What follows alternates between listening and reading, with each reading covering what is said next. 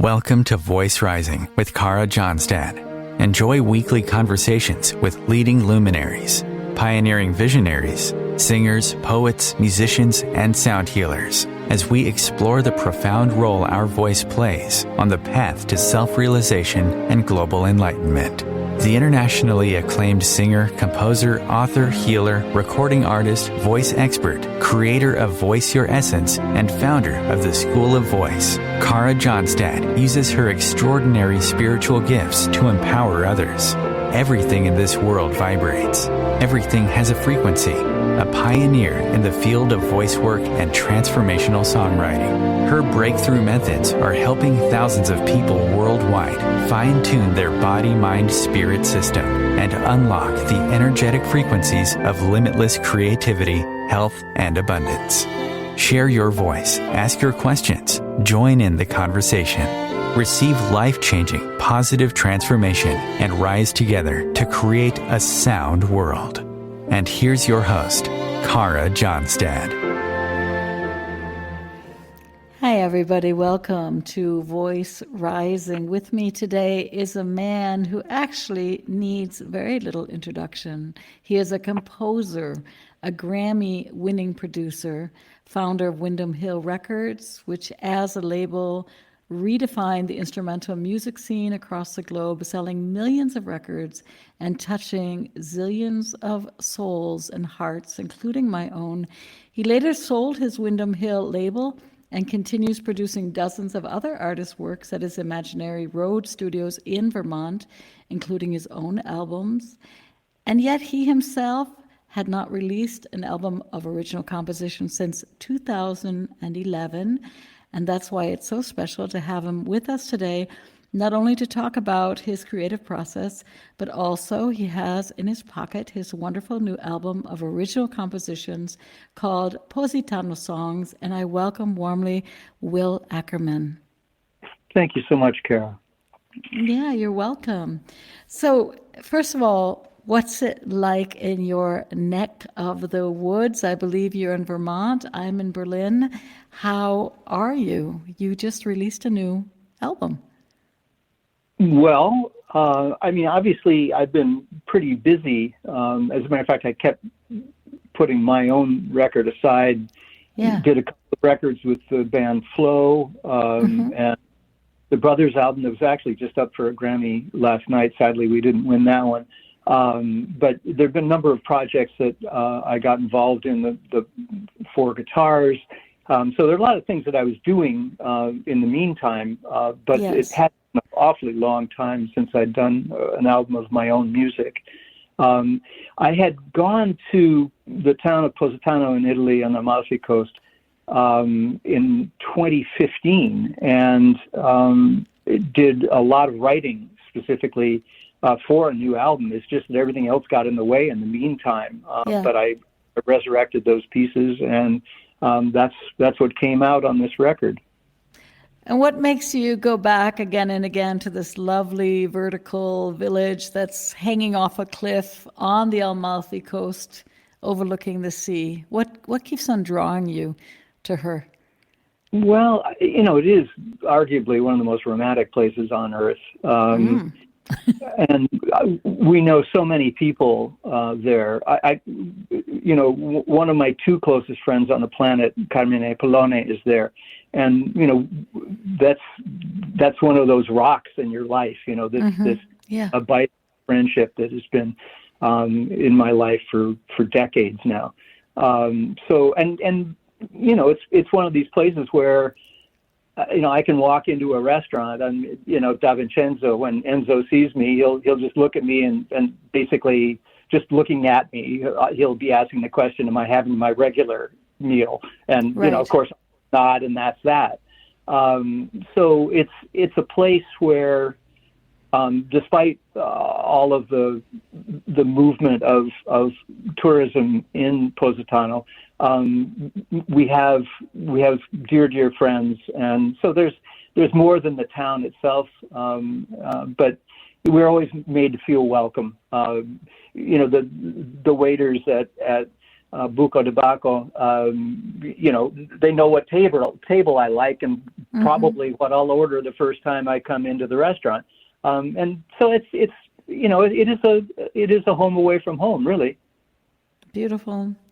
I would like to share your music with our listeners. You open your album with the song Nighttime Chapel, and you've really captured the landscape of beauty for us. And would you like to set the scene for us? Is this the little chapel that we see on the album cover?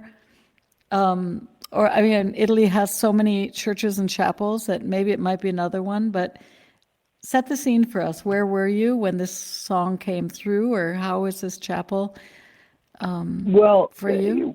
We were married. There's a village of Nocella. I mean, when you leave Positano and climb the hill, you get to Monte Pertuso, which is a fairly substantial town. But then there's a very small road, which only fairly recently they finally paved, that takes you to the little village of Nocella. And there's a chapel there where we were married. Even being married in the church in Positano, there's so many people moving around and the rest of it. We wanted real intimacy in this, and so we chose to go up to Nocella. The trip I took in 2015 and going there at night and connecting again to those places in very solitary. It's a tiny village that, I didn't even see anyone, but just going there and being at the chapel in the dark and sitting and looking at the lights of Positano and thinking about the wedding and my marriage to Susan, which is arguably the greatest joy of my life. Beautiful. Let's listen to Nighttime Chapel off of Will Ackerman's newest album, Positano Songs.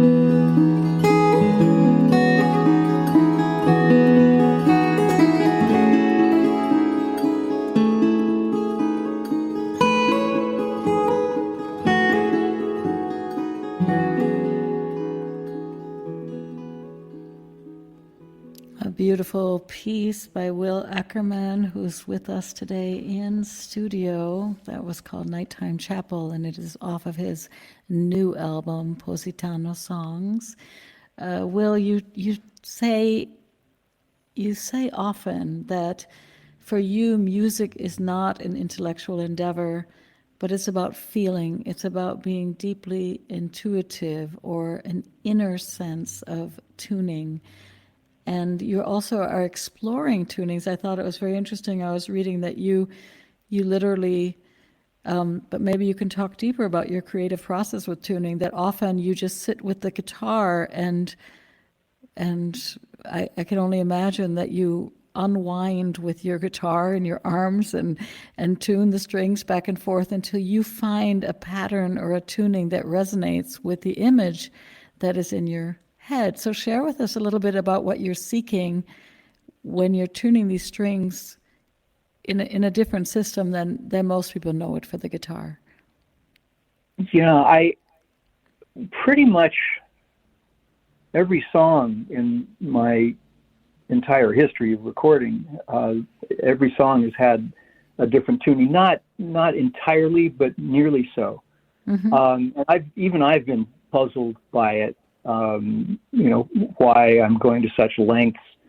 And I think that I've come to an understanding, trying to objectify my own process. I think what I'm trying to do is to eliminate the frontal lobes entirely from the process. I mean, I don't know where a G chord is. I don't know, really it's terra incognita. And I'm only exploring, and the only tools I have at that point, really it's my heart, not my mind that's involved. So I it's a trick that I played on myself for many decades, and it's worked beautifully. But I think that's it. I think I'm trying to connect to emotion and not thought, and I've done pretty well with that. You've done very well with that. Exactly. It brings us also as listeners directly to the heart. It allows us to sense that the rhythm of the heart. Guitar is your instrument of choice, as far as I know.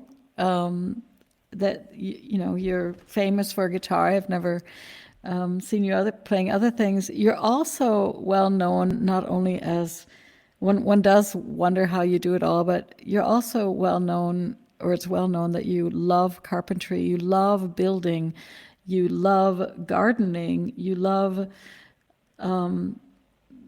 being surrounded by forests and land. And for somebody who's worked so much with wood and smoothing the grain and stood so much in the forests that are surrounding you, what are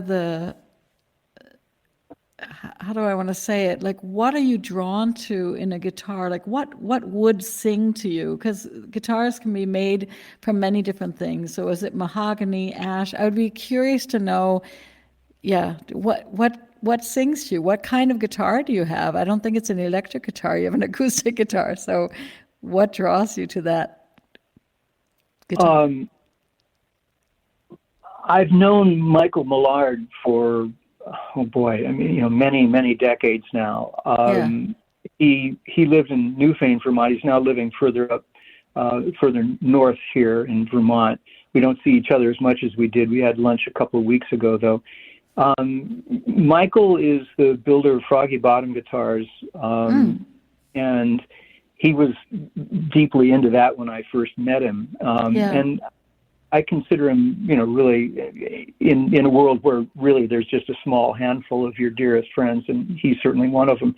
He's now making a guitar that is based on the one that I have used, and thankfully doing a very nice business with it. I just, what I need is inspiration, because I need a feedback loop with a guitar. I need the guitar to say something back to me that propels me further into exploring a new tuning. And the Froggy Bottom guitars, and especially this, Ackerman model, is just, I can sit down I think I could write an album every month. Anytime I actually sit down with a guitar and just let that feeling happen, it seems like I come up with ideas. And part of that is the beauty of the guitar itself, the sounds that it's making, because that's the feedback loop. Yeah, If I'm not completely entranced by what I'm hearing, I can't disappear into a piece, because again, it's not intellect, it's all heart. But his guitars have just always provided me that inspiration. So you have one, like your favorite pair of jeans. You have one guitar. I have one grand piano, so I know the feeling. But there are a lot of guitarists that have like 10 different guitars, right? But I could imagine, or I was imagining, that you probably do have the one that you like a favorite somewhere. Well, yeah. I mean, I actually have a number of the K model, the Ackerman model. They have slight differences in them, but basically there are three guitars that I work with, starting with the Froggy Bottom. That's what I do. What I call the basics. I mean, those are the bed tracks that I might build on. Steve Klein, who has done a lot of electric guitars for a lot of bands, Crosby, Stills, Nash and Young, blah blah blah. But he built me one of these really wide bottom guitars that I use for a lead instrument, because you don't want to be playing lead on the guitar that you are doing the basic track on. You want another. So I use the Klein for lead guitars. And then there is the Martin Parlor guitar that was a gift from Michael Hedges many, many years ago. I was at his studio up in Mendocino, and I saw this little guitar over in the corner, and I picked it up and started fooling with it. And Michael said something inane like, "Gee, I haven't been able to figure out what to do with this guitar," which, again, I mean, Michael could make something genius out of one string on a piece of plywood, but so in other words, it was a lot of crap. But I nodded my head. Anyway, he turned up here at one point and just handed me the guitar. How lovely! I always have. I think every record has at least two pieces from the Parlor guitar, and I of course always think of Michael whenever I'm writing on it. Yeah. Beautiful. Well, we're going to take a very short break, and then we'll be back and listen more to your new album.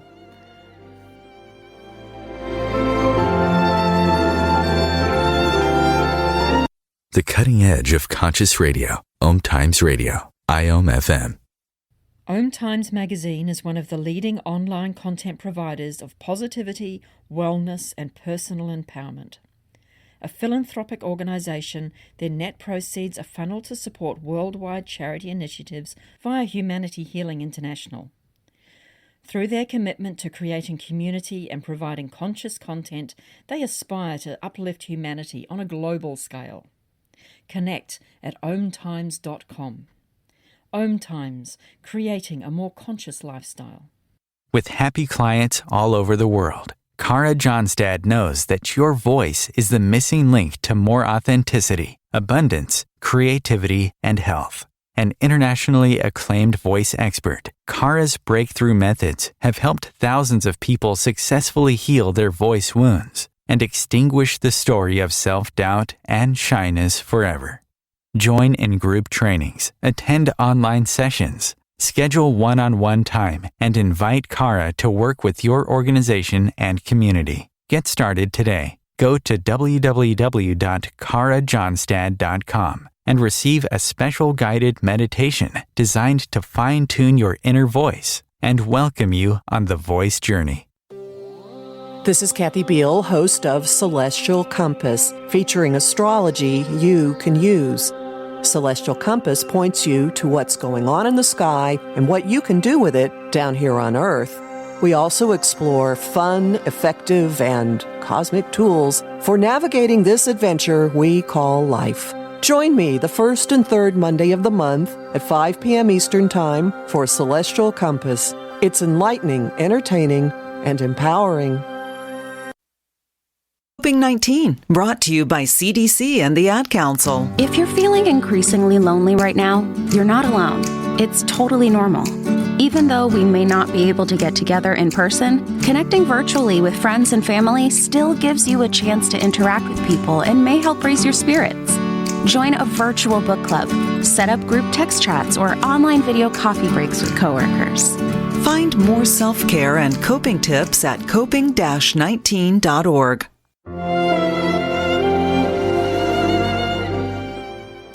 Welcome back to Voice Rising. I'm your host, Cara Johnstad, and with me today is Will Ackerman, and we're talking all about his new album, Positano, a little bit about his creative process. Will, there's an ancient practice which you do so well, it seems. It's called placemaking, and it's the way in which human beings transform the places that they find themselves in to places where they can live harmoniously. And just like we cultivate the soils to feed us, we can also cultivate friendships and have friendships that nourish us and have communities that we deeply connect with. And when I was listening to not only your music but researching so much about you, it feels like you consciously are cultivating a beautiful space and a beautiful place to make the very finest music. So what does community and friendship mean to you? This is a 4-hour interview? Yeah, of course. Yes. Okay. Good. Well, I can have you back next week if you want. We can do sequels. That's pretty broad, my dear. Okay. Give me a target. Okay. The target is you founded this wonderful first label, Windham Hill, which was a lot of friends, excellent friends. And then it grew very, very, very big. And as far as I know, you sold it and did very well. And you could have run away to a cabin in the woods with your beautiful wife and retired, but you continued to make music and produce, and yet it seems like you're very conscious that everybody you work with have not only a very connected heart, they're kind, they're passionate, they're good people, because you've created that home sweet home, you've created that homestead. Yeah. So there's a saying. Well, you answered. Yeah, you did it very, very well. I won't have to talk. Okay. I mean, yeah. Look, we're sitting on. Well, actually, we gave a bunch of land to the Nature Conservancy, so we didn't have to pay taxes on it. They came to me and said, "Why are you paying taxes?" And I said, "Well, I don't want anybody building on it." And he said, "Well, give it to us, and nobody builds on it, and you don't have to pay taxes." Yeah, that's good. But we retain about 270 acres here. Yeah. And have a rare thing where you have a wood shop immediately below a recording studio. I don't think that happens very often. But my first company was Windham Hill Builders, which was a general contracting company. And actually somebody recently sent me a business card from that era where it says Windham Hill Builders /records/music BMI. There was a time there where I really was running two very different companies. But ultimately I had to, get on the music train and met George Winston and recorded him. Of course, my cousin Alex DeGrassi happened to be on the building crew too. So Alex, who is a far better guitarist than I am, was one of the early people on the label as well. But, it was something, the label was something that was never really envisioned to be an enormous business. It was almost like a hobby. But I think what can happen with hobbies is that it's all about heart. I mean, you're just having fun and you're doing something that is rewarding to you. The fact that it grew into, the mega company that it was with offices, throughout the United States and in Europe as well. Obviously, it was incredibly gratifying. But also, you can't run from a corporation, and when a company becomes the size that Windham Hill did, you are running a corporation. And I think it's that when I began to feel that I needed to back out, and ultimately sold the company to Sony BMG in May of 1992. And I think it was the right thing. I had shepherded this and defined it, but I just wasn't really interested in running a corporation anymore, and bought this land in Vermont and built a house and the wood shop and the studio, and it's just worked out perfectly. I can cross the front lawn and go into this beautiful space that has lots of air and light, which studios are not famous for. A lot of, it's a very healthy place to work. And then ran into Tom Eaton, who has salvaged everything that I wanted from a relationship in terms of producing. He's the best engineer I've ever worked with, and he and I co-produce everything now. So I'm not sure I'm answering exactly what you asked me, but I think that's kind of the picture you were looking for. I hope so. Yeah, maybe I'm very intuitive in my flow too. So sometimes the questions they might come out oddly. But you have also on your new album, you also don't only name places like the chapel. You also name important people. So it seems to me like the harmony is not only in your music, but that you're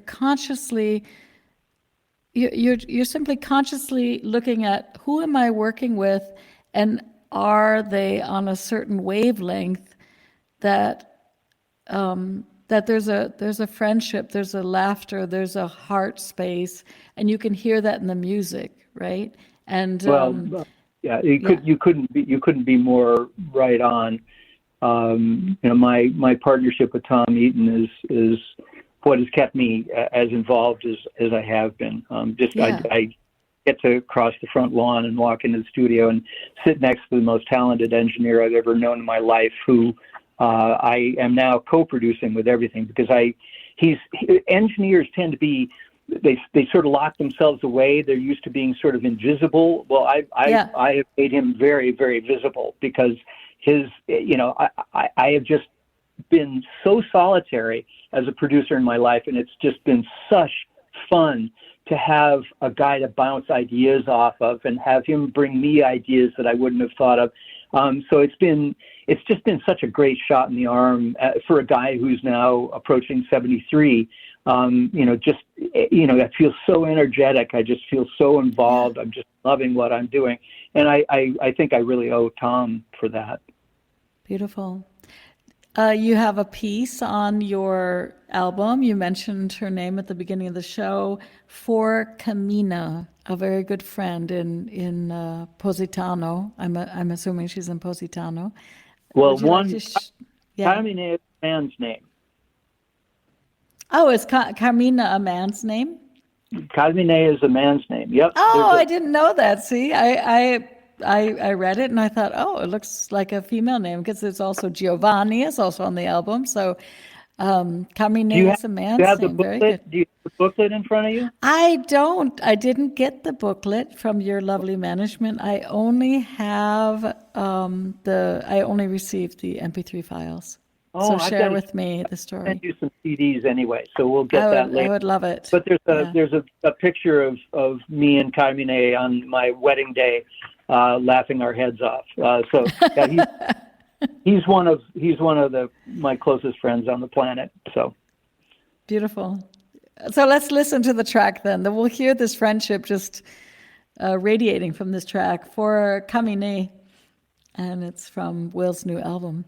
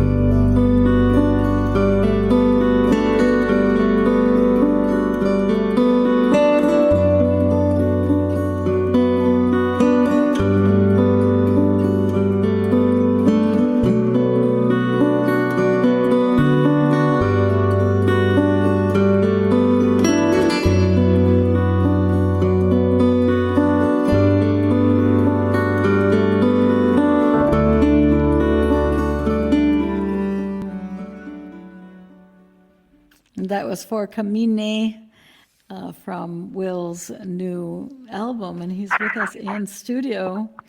Will, you hear that on this track, this beautiful flow. You have said you do not own a metronome. Nobody plays with a click track in your studio. That's basically true. Yeah. I mean, we can, if you're working with a percussionist like Jeff Haynes, who's, played from, for, Joni Mitchell and Pat Metheny, and, the guy's locked. So, when we percussion, we've got that. But typically we record the basic tracks without a click track and then fill in later. You want people that have a sense of time, but I don't want it to be rigid. I want places where, I'll with a rhythm track, I'll start moving it down a little bit so that people can move a little bit more gracefully within it. And by the way, that last piece is on the parlor guitar that was the gift from Michael Hedges. Yeah. Beautiful. Yeah, I love that. I remember my first album that I did for RCA back in the day was we were playing a duo, guitar and voice, and then suddenly we went into studio and they forced us to work with click track, and it just about destroyed me. And now luckily I don't. And I found people that are fine, and it's beautiful because it's like the metronome is your heartbeat, right? And your breath and your it's just very subtle, everything, but there is a time. It's not chaotic. There's an even beat. There's an even timing, but one senses one can slow down. I couldn't agree with you. I want music to be able to breathe. There are sections where you want it to propel to some degree, and hopefully you have a native rhythm of that. I can pick up the guitar and play something for 5 minutes, and Tom tells me that I didn't, move by a beat, that I can exactly. do that if and I'm sure that there are, slight variations in that, but I think that's human. But yeah, turning into a human metronome, I don't think there's any, well, I guess if you're a drummer, that's one thing, but if you're thinking melody and heart, you need flexibility. So I couldn't agree with you more about that. Although I heard a great story. I worked with a very dear friend and a wonderful percussionist. His name is Ronnie Krija, and he was on Sting tour. And it was often that his gift is to watch the breathing of the singer. And I think a drummer can just be locked in, or they can also really, it's like micro timing. But if you're able to watch the breath of the singer can start flying even more. And, I completely get that. I understand completely. Makes perfect sense to me. Yeah, beautiful. I'm trying to figure out if we should just take another quick question. Maybe I will ask you this question, and then we can either talk about it or contemplate it during the break.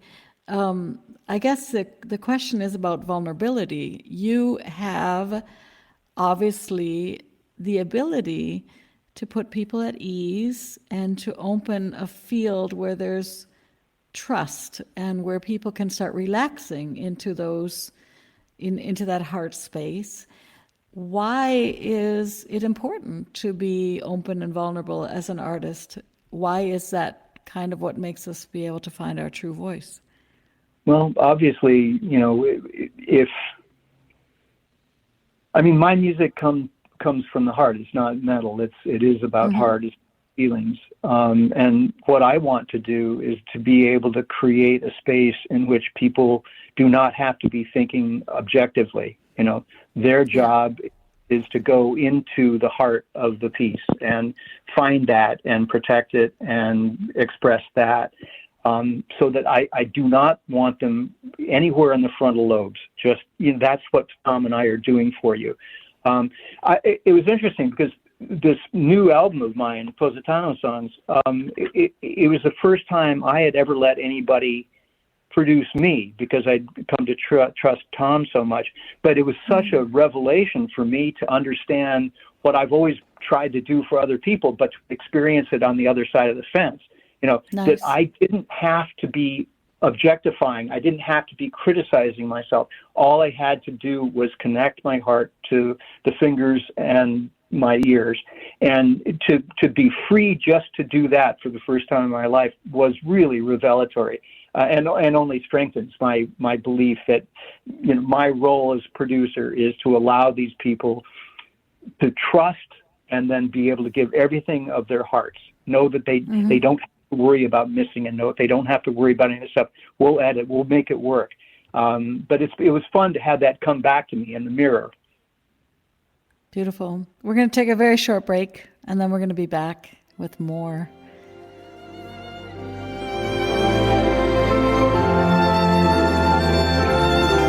Bringing a more conscious lifestyle to your world. OMTimes Radio. IOM FM. Ascending Hearts is no ordinary dating site, but a spiritual dating site with a purpose, to link you with your soulmate. We engineer the serendipity so you can trust that you will attune with someone that has the same matching vibration as you. Ascending Hearts, the conscious dating site for the spiritually aware. Try Ascending Hearts for free. AscendingHearts.com. My name is Victor Furman. Some call me The Voice. I've always been fascinated with human nature, spirituality, science, and the crossroads at which they meet. Join me Wednesdays at 8 p.m. Eastern on OMTimes Radio, and we'll explore these topics and so much more on Destination Unlimited. The United States has the highest rate of incarceration in the world. At the Equal Justice Initiative, we believe mass incarceration has to end. There is this presumption of dangerousness and guilt that gets assigned to Black and brown people. We have to confront our history of racial injustice and commit to a new era of truth. There's something better waiting for us, something that feels more like freedom. Truth can inspire change. Please learn more at EJI.org.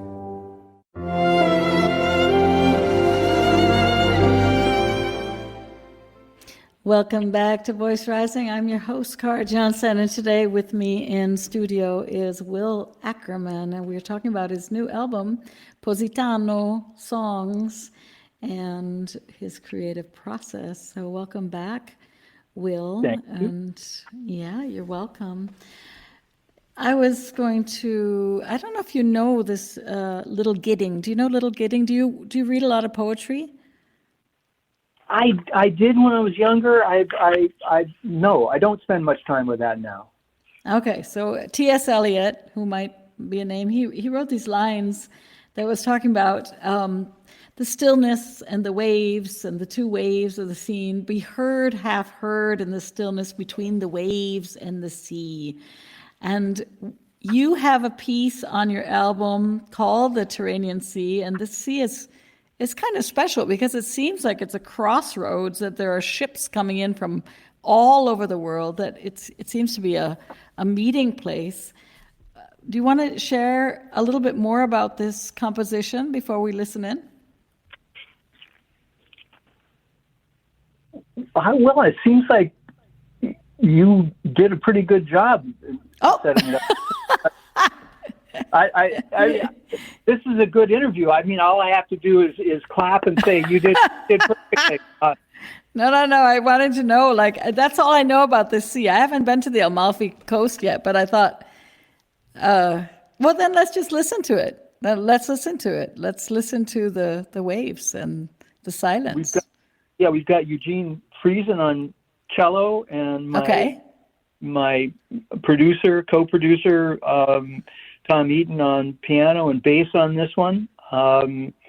It was inspired. I'd had dinner with Carmine Polone at Buca di Bacco, and I just wandered down toward the beach. And there was absolutely dead calm. It was rather late at night. There wasn't a lot going on down at the beach, but all the boats that were just rocking with their lights on in the harbor. That's the picture I was trying to paint musically. Beautiful. Let's listen in.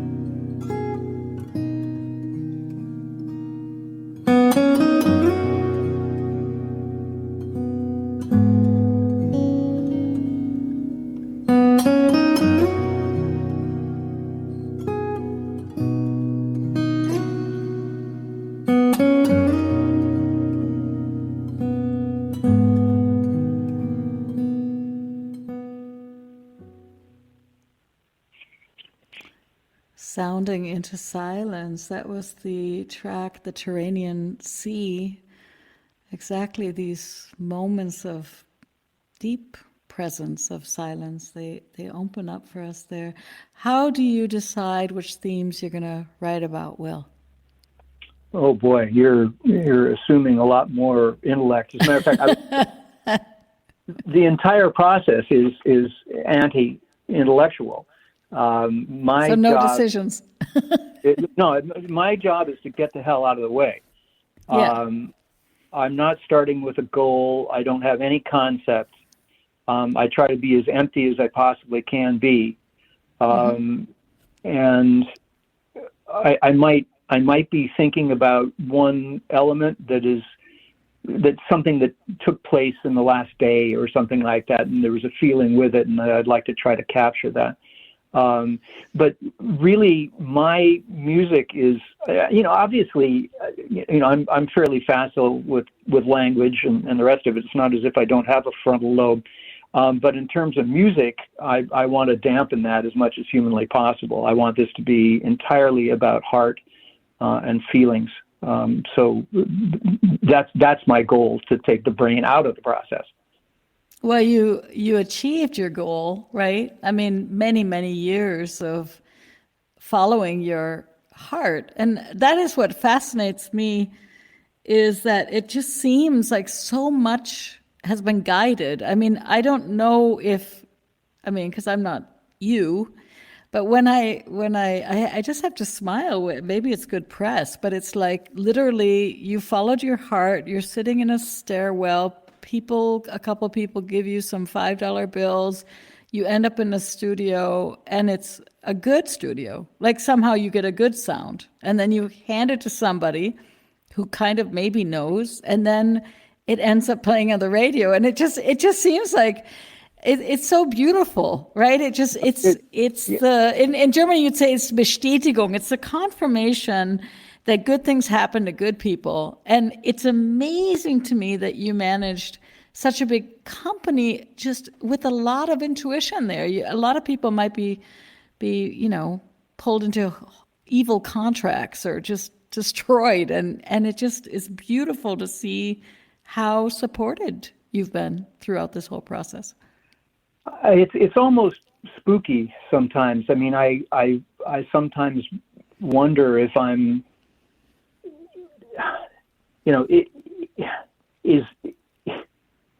this real? I mean, can this really be happening? Am I in the Matrix?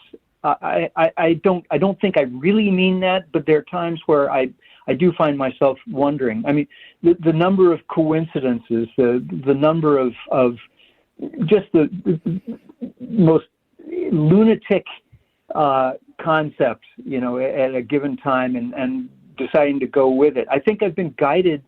I've been guided by being able to envision a lot, and having the strength to try to follow that. One of the stories that I really love telling in the Windham Hill saga is, and I'll make it pretty quick, but it's the kind of thing that happens and has happened throughout my life.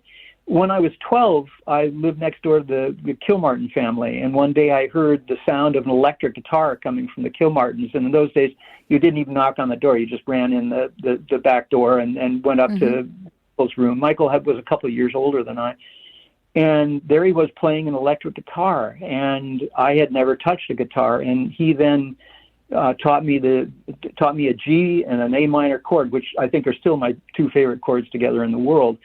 So now let's move to 1976, many years later, and I've just brought out my little Turtles Navel album, 300 pressings, and I was being sold only one place in the world, which was a Plowshare bookstore in Palo Alto. And there was Michael coming down University Avenue. I don't think I'd seen him since I was 13 or 14. And I said, well, you're the guy who put a guitar in my hand, and I just did this record. And he, I said, come in, and I gave him a copy, and he called me up. He said, Will, could I have, maybe 10 of these? And I said, yeah, anybody, you can have anything you want. And I didn't. It's like he wants 10 records. Fine, here. So I brought him 10 records, and about a week later, he called me up, and he said, "Well, Will, here's the deal. I am the head of radio promotion at Fantasy Records." He was then promoting Creedence Clearwater Revival, which at the time was the biggest act in the world, and he had sent my record to a lot of progressive FM stations, and he said all of the 10 stations I sent it to are listing it as heavy airplay, and you've got to get on the phone and thank these guys. And I remember the name, Gordy Brashear at KFAT and Gilroy, and John Kurtzer at Kazam in Seattle, and Scott Clayton at Kink in Portland, and it goes on like that. I can remember Tom Pellicerto in Minneapolis. These guys, so I'm, suddenly I'm getting this huge play, and I remember calling up Kazam Radio and asking for John Kurtzer, and the guy on the phone said, "No, he's not in, but I'm the assistant music director, Jeff Hyman."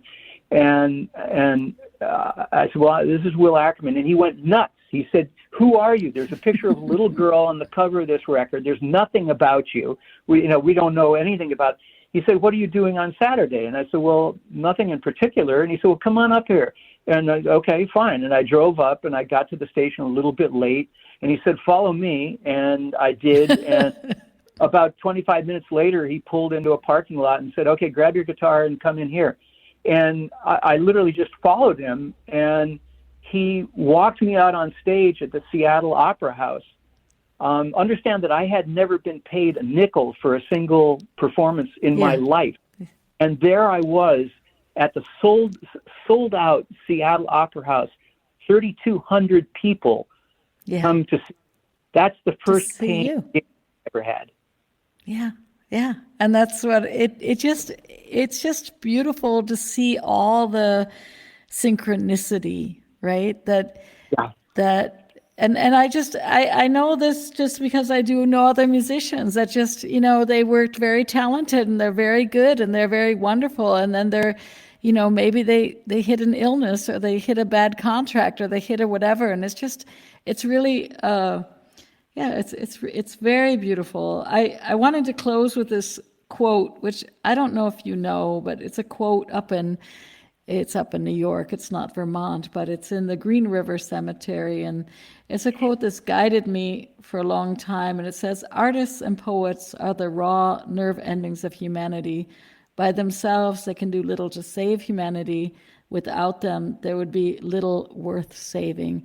And I want to thank you. Yeah, I want to thank you, Will, for giving us a reason, right, to really stay connected with our hearts. Your music has guided millions of people, and I think, I'm sure you know that, but for many people, on long car rides, in beautiful evenings, watching sunsets, whatever, cooking, making love, it's your music that has touched so many people. So I thank you, and I wish you all the best for this album.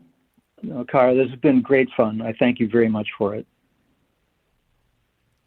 Then we say goodbye, and for the next sequel, we'll see each other again, and then I'll have to invent some different questions.